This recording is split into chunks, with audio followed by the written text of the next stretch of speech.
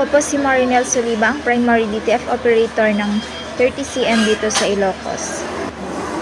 Ito po ang DTF machine namin na nagamit na ng 6 na araw na may total meters of 60. Ito naman po ang printer head. Huling balik ko nito is ng April. Ito naman po ang cutting na may 90% good condition. Head clean.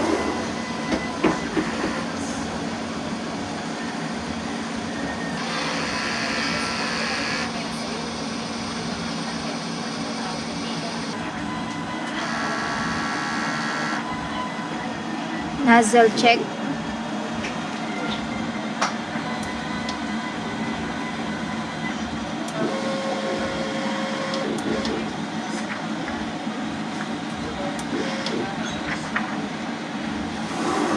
Ito naman po ang ink tank area. Ang ink system po nito ay tama lang.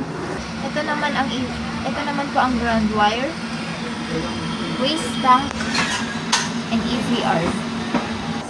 Ito naman po ang stocks namin sa used ink.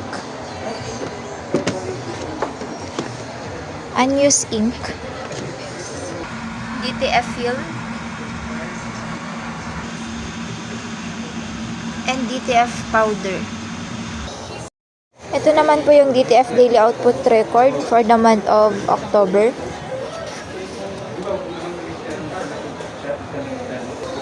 Ito naman po yung DTF consumable monitoring.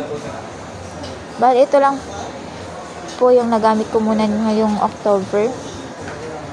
DTF white. Ito naman po yung DTF maintenance checklist for the month of October po.